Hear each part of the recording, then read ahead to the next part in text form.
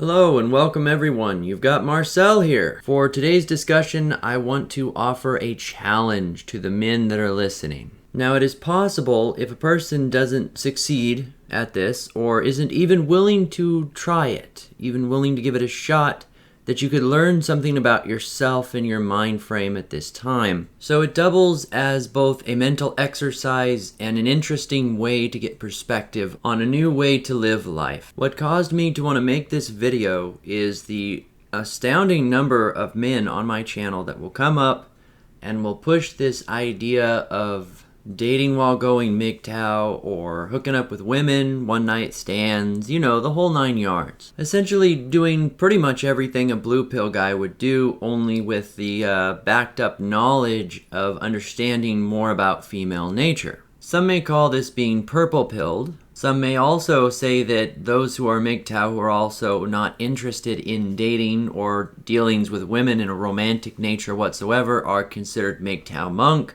and they will separate them into a separate category entirely. There are varying degrees on both sides of that too. You could go to the extreme of like nofap, for example, which I'm not going to be digging into with this video. For this mental exercise to work, consider what I'm about to suggest seriously, as if you were to actually implement this challenge in your life. I suggest to any man that he go 1 year without women.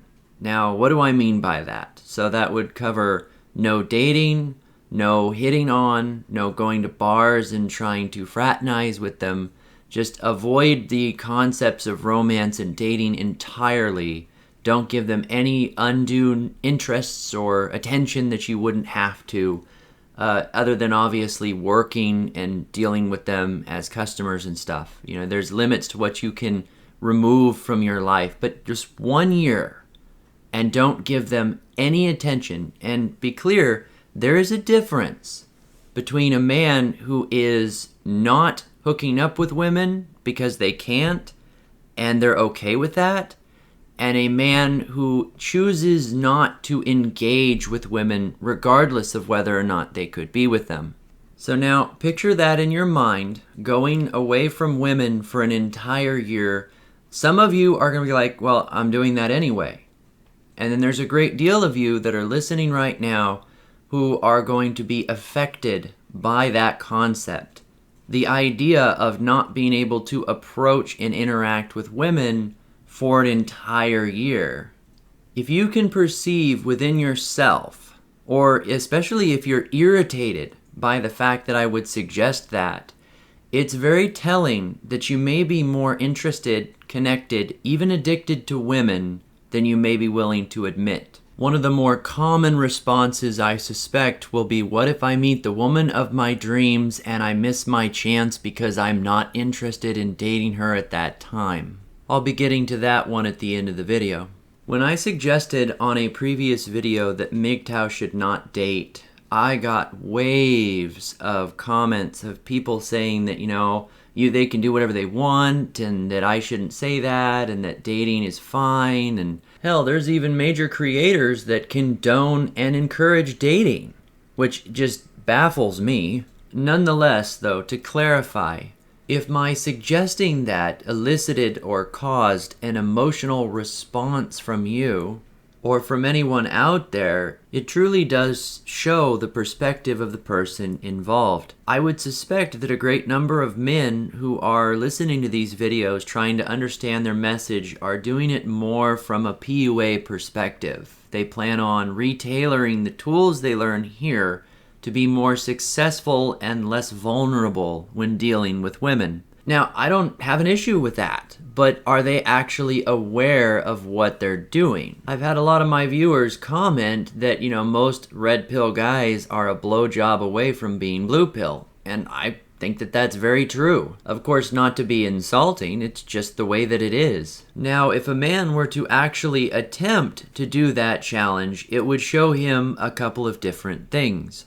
Firstly, one possible outcome, let's call it the best case scenario, is he succeeds in not attempting to date or chasing women for an entire year. For those of us who have been in the dating scene for a while and tried it out, even successfully in the sense that you got a lot of dates out of it, they're quite expensive. So the financial benefit would be there.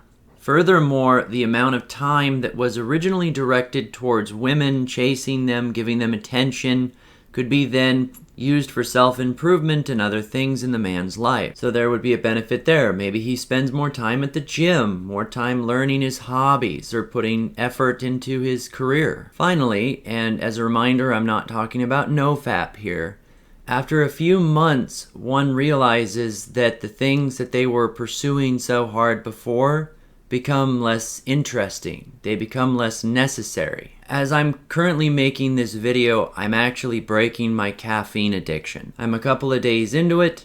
My videos are not published in sequence or in order, so you'll get a video later that says I'm 1 day into it. This is basically day 3, and I already feel a little clearer, a little more energetic, though I'm having a hard time focusing, and I realize that's one of the main drawbacks of quitting. You don't think about it when you're having 3 or 4 cups of coffee a day. You just kind of feel normal, and you don't process how much of an effect it actually has on you until you've quit it. And you're like, oh geez, this hurts.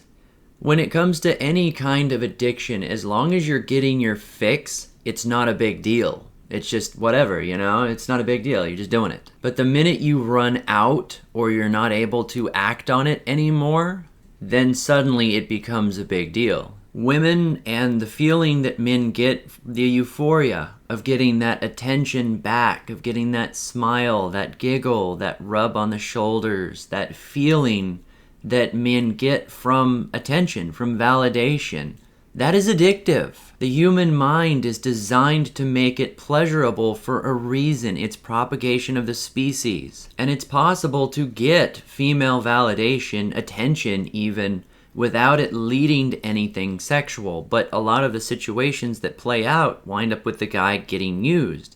Yeah, he goes out on a nice night, he gets some attention, she laughs at all of his jokes, but at the end of the day, she goes home and doesn't even give him a kiss on the cheek. The male mind is forcing him forward, pushing him to get more and more attention to the ends of reproduction, but that's not the way society's using him. Nonetheless, the attention that he gets is just enough to keep him going, to keep him trying. If he can go a few months, let alone a year, with the intent of not pursuing women, I get that some guys are camels. Hell, I was married and went over a year one time without getting any attention or affection, and it sucked. Of course, in that time frame, it wasn't by choice. The point that I'm trying to get to is there is a vast amount of mental resources, energy that is put into women, even if indirectly, by men simply because that's how they're wired. It takes a lot of effort to actually switch that over to where that energy can be put into something productive. And these guys that are demanding or insisting that men should be dating regardless of whether or not they've gone MGTOW or have any MGTOW philosophy whatsoever, either don't realize the benefits of being able to redirect their thought or are incapable of doing so. Now, regardless of what a guy's ultimate goals are, whether or not they want to eventually land a wife and have a family, or hook up with women randomly, or are just reluctant to accept that the dating game is rigged and it's not worth their time, keep a couple of things in mind. Firstly, that a man's value goes up over time. Men age like wine, women age like milk. While keeping that in mind, it's fair to say that a man who waits a year is going to be more attractive, more valuable, and have more accessible women than he did the year prior.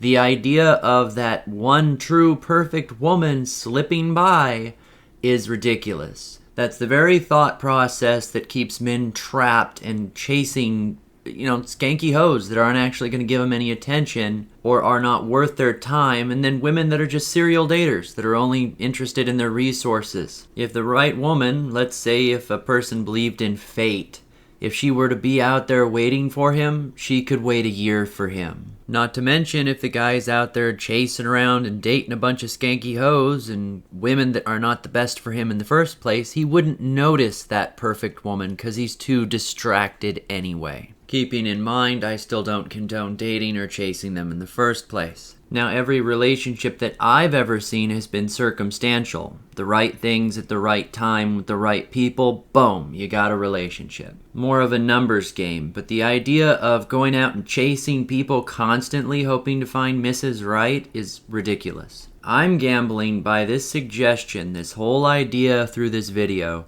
that if a guy were to actually wait a year, he would realize that women are not as relevant as he thought they were, and be a lot more successful. But even if I'm wrong, and the man chooses to go right back into the dating scene, he's gonna be more successful, more powerful, and ultimately have a clearer image of what he really wants. So this is a kind of scenario that the guy wins, the one who listens to me wins either way. Let me know what you think down below. Am I beating a dead horse here? Just seemed like a good idea to throw that challenge out there and see what people said. If you want to hear more content like mine, hit that thumbs up, share, and subscribe, because until next time, you've got Marcel.